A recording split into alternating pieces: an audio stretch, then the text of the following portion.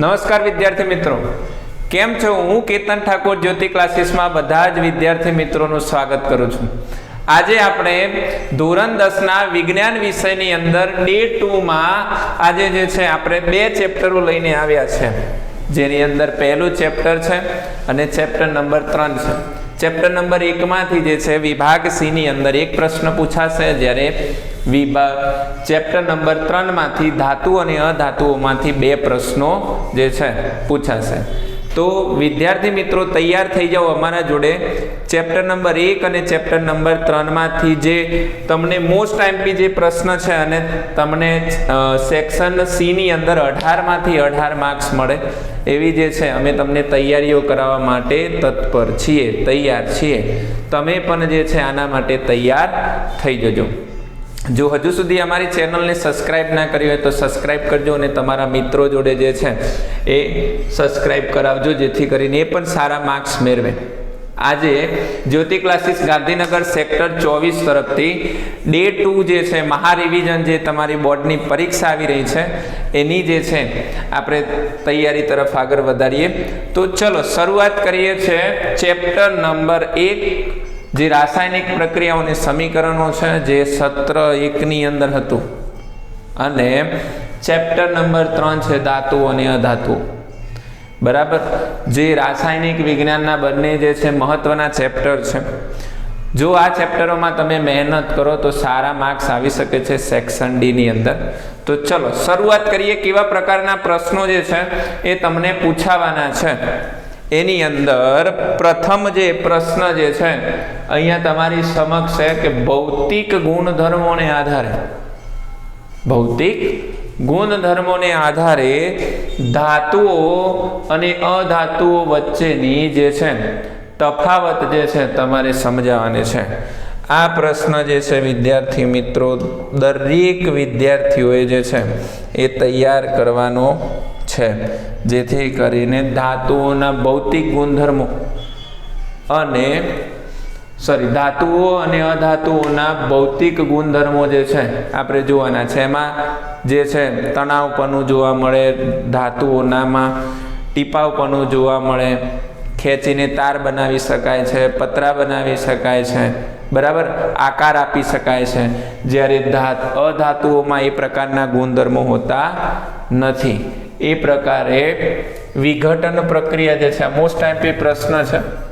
ત્યાર પછી વિઘટન પ્રક્રિયા જે છે ચેપ્ટર નંબર 1 માંથી જે છે આ પ્રશ્ન આ પણ બહુ મોસ્ટ આઈએમપી પ્રશ્ન છે.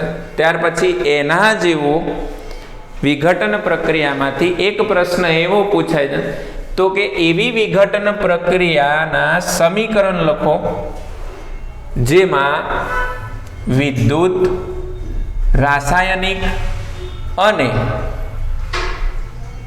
સૂર્યપ્રકાશથી થતી હોય. તો તમને ખબર જ છે, બરાબર. તો એવી વિઘટન પ્રક્રિયા કે જેમાં વિદ્યુતથી થતી હોય, રાસાયણિક થતી હોય અને સૂર્યપ્રકાશની હાજરીમાં છે, બરાબર. પેલા સિલ્વર ક્લોરાઇડના જે દ્રાવણ હતા ને, સિલ્વર ક્લોરાઇડ અને સિલ્વર બ્રોમાઇડના જે દ્રાવણ હતો, સૂર્યપ્રકાશની હાજરીમાં મૂકીએ એટલે સૂર્ય પોતાનો જે છે એ રંગ બદલે, એ જે છે એના તમારે સમીકરણ લખવાના છે, બરાબર. ત્યાર પછી ધાતુઓના શુદ્ધિકરણ માટેની વિદ્યુત વિભાજનની પ્રક્રિયા. આ પ્રશ્ન પણ બહુ મહત્વનો છે, મોસ્ટ આઈએમપી છે. જેટલા પ્રશ્નો અહીંયા લખ્યા છે સાથે સાથે જોતા જજો અને એનું સાથે સાથે સોલ્યુશન પણ કરતા જજો. હવે કાલે ડે 3 માં જ્યારે અમે મળીશું ત્યારે અમે જે છીએ એ શું લઈને આવવાના છીએ તો કે વિજ્ઞાનના નવા ચેપ્ટર લઈને આવવાના છીએ. તમને બહુપદીની અંદર ચેપ્ટર નંબર જે છે ચેપ્ટર નંબર જે છે એ 2 આપ્યું હતું, જે ગણિતની અંદર બહુ સૌથી જરૂરી છે અને જેથી કરીને તમે એ પ્રશ્નના જે છે એ સારા માર્ક્સ મેળવી શકો. એટલા માટે ચેપ્ટર નંબર 2 ની અંદર બહુપદીની અંદર આપણે એના પૂરેપૂરા માર્ક્સ આવે, 6 માર્ક્સ આવે, એની તૈયારીઓ હતી. હવે આજે જે છે એક દિવસ ગણિત, એક દિવસ વિજ્ઞાન, એક દિવસ ગણિત, એક દિવસ વિજ્ઞાન, એ પ્રકારે જે છે અમે પ્રયત્નો કરીએ છીએ અને સાથે સાથે બીજા વિષયોનું પણ મટીરિયલ લાવતા રહીશું, જેથી કરીને તમને તૈયારી કરવામાં સરળતા રહે. ત્યાર પછી બીજો પ્રશ્ન છે તો કે મિશ્ર ધાતુ એટલે શું? ગમે તે 3 મિશ્ર ધાતુના ઘટકો તથા તેના ઉપયોગો જે છે એ તમારે જણાવવાના છે. બરાબર, એ બહુ પણ સરળ પ્રશ્ન છે. તમારે મિશ્ર ધાતુ જે છે એના વિશે લખવાનું છે. ત્યાર પછી લેડ નાઇટ્રેટ અને પોટેશિયમ આયોડાઇડના મિશ્ર કરવામાં આવે ત્યારે એમાં કઈ પ્રકારની રાસાયણિક પ્રક્રિયા થાય છે એના વિશે જે છે તમારે સમજ આપવાની છે. પછી નવો પ્રશ્ન જે છે, હવે જો તમારા જોડે કોઈ પણ આજે કરીશું કાલે કરીશું એવા હવે તમારા જોડે દિવસો રહ્યા નથી. તૈયારીઓ કરવા માટે હવે જે છે એ તમારે સજ્જ થઈ જવું પડે છે. સજ્જ થઈ જવું પડશે. બધા જ હથિયારો તમારા હાથમાં હોવા જોઈએ તૈયારી કરવા માટે.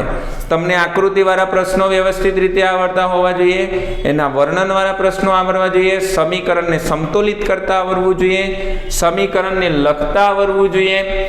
આ બધી જ જે છે તમારે ધ્યાનપૂર્વક તૈયારી સાથે ઉતરવું પડશે તો પૂરેપૂરા માર્ક્સ આવશે. ત્યાર પછી નીચેના પદોને જે છે તમારે વ્યાખ્યાયિત કરવાના છે. આવી રીતે 3 માર્ક્સનો પૂછાય છે. પહેલો જે છે ખનિજ, જે જમીનના પેટાળમાંથી પ્રાપ્ત થતી હોય, જે કાચી ધાતુ સ્વરૂપે પ્રાપ્ત થતી હોય લખવાનું. ત્યાર પછી ગેંગ લખવાની છે તો કે જે મિશ્રણની અંદર માટીનું પ્રમાણ એટલે કે રેતીનું પ્રમાણ વધારે હોય એના વિશે તમારે જે છે પદોને વ્યાખ્યાયિત કરવાના છે. ત્યાર પછી બીજા ઘણા પ્રશ્નો જે છે એ તમારે લખવાના છે આ ચેપ્ટરમાંથી. ત્યાર પછી એક બીજા પ્રશ્ન છે પદાર્થ એક્સનું. મોસ્ટ આઈએમપી જે છે કહી શકાય કે ચેપ્ટર નંબર 1 માંથી આ રીતનો પ્રશ્ન પૂછે છે. પદાર્થ એક્સનું દ્રાવણ દોડવા માટે થાય છે. અત્યારે તો ઓઇલ પેન્ટો આવી ગયા છે વિદ્યાર્થી મિત્રો. પહેલાં શું હતું તો કે ચૂનો હોય, એ ચૂનાની અંદર જે છે કલર ઉમેરી અને પછી દિવાલ ઉપર જે છે એ દોરવામાં આવતો હતો. બરાબર, જેથી કરીને પદાર્થ એક્સનું દ્રાવણ દોરવા માટે વપરાય છે. શું નામ છે એનું? Calcium oxide. શું છે એનું નામ? કેલ્શિયમ ઓક્સાઇડ નામ છે.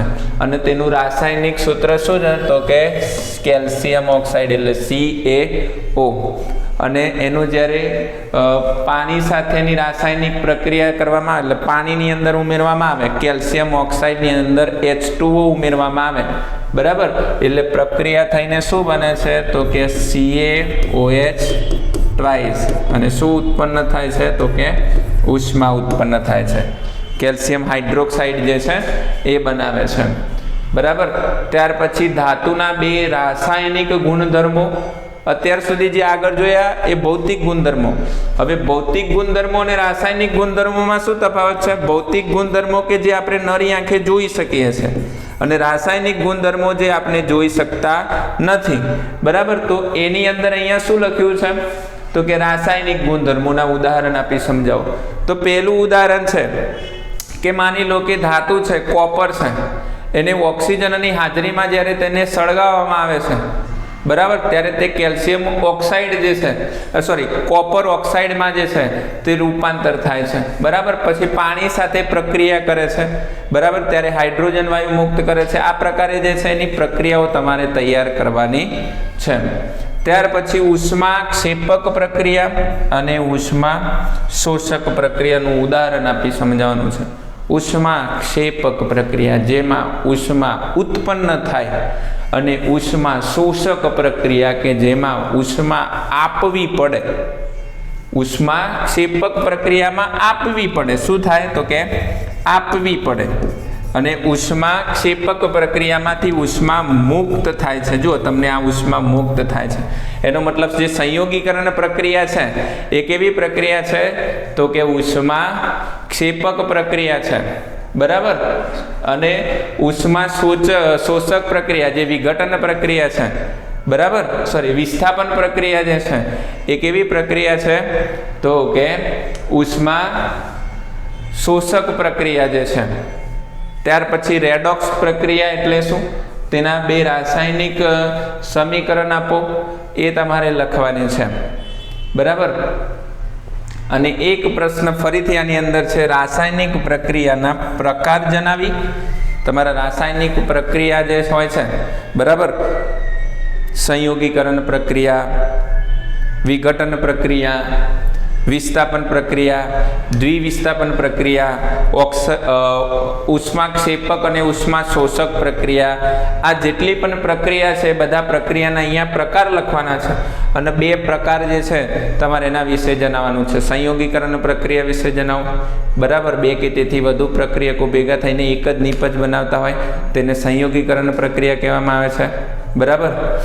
આવી પ્રક્રિયાઓ જે છે તમારે લખવાનું છે. આ ઉદાહરણ પણ ત્યાં સેટ થઈ શકશે, બરાબર. પછી વિઘટન પ્રક્રિયા લખો અથવા તો વિસ્થાપન પ્રક્રિયા લખો.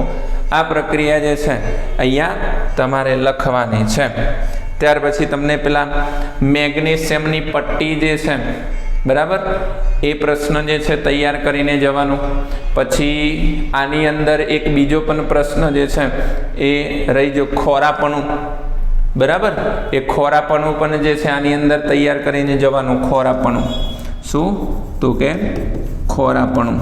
આ જે છે પ્રશ્ન જે છે એ પૂછાતો હોય છે, બરાબર, જેથી કરીને તમે માર્ક્સ સારા મેળવી શકો, બરાબર. શું? અહીંયા ખોરાપણું.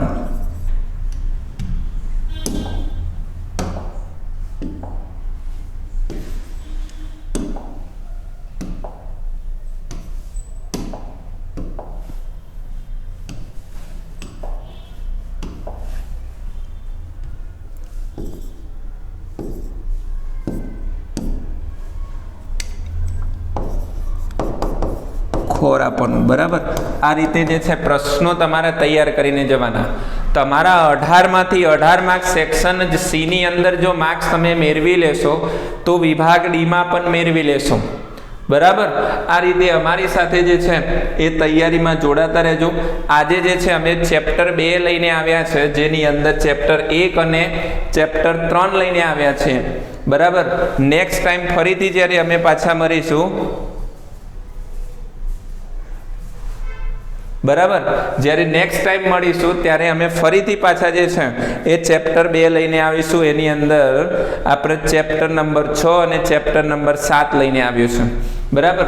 અથવા તો આની અંદર એક બીજા પણ પ્રશ્ન પૂછાયા છે. તમને અહીંયા પ્રક્રિયા આપી હોય, બરાબર, પ્રશ્નની અંદર કૂટ પ્રશ્ન સ્વરૂપે માની લો કે ગણિતની જેમ હોય, અહીંયા કોઈ પણ પ્રક્રિયા આપી હોય અને તમને એમ કહે છે કે આનું રાસાયણિક સૂત્ર લખો, રાસાયણિક નામ લખો, આ કઈ પ્રક્રિયા છે, સમીકરણને સમતોલિત કરો, તો ચેપ્ટરને એવી રીતે તૈયારી કરીને જવાનું કે એ માર્ક્સ આપણા કોન્ફિડન્ટ સાથે જે છે એ મેળવી લઈએ આપણે, બરાબર. તો ફરીથી જે છે અહીંયા તમે આના સ્ક્રીનશોટ લેતા જજો જેથી કરીને તમે સારા માર્ક્સ મેળવી શકો. ચલો, આ એક સ્ક્રીનશોટ લઈ લો આનો. ત્યાર પછી બીજો જે છે પેજ, એની અંદર પ્રશ્નો આપેલા છે, એનો સ્ક્રીનશોટ લઈ લો. તો આશા રાખું છું કે જ્યાં સુધી અહીંયા તમને જે છે એ પ્રશ્ન આપ્યા છે એની તમે પૂરેપૂરી તૈયારી કરો જેથી કરીને સારા માર્ક્સ મેળવી શકો. ફરીથી કાલે નવા જે છે ગણિતના વિડીયો સાથે મળીશું. ત્યાં સુધી તૈયારી કરતા રહેજો, જરૂર કરતા રહેજો, સારા માર્ક્સ મેળવો. એ જ જે છે અમારી જે છે આશા છે કે તમે સારા માર્ક્સ મેળવો. એટલા માટે જ અમે જે છે એ મહેનત કરીએ છીએ અને તમારા જોડે કરાવીએ છીએ. તો નવા વિડીયો સાથે મળીશું. ત્યાં સુધી તમારું ધ્યાન રાખજો. જય હિન્દ, જય ભારત.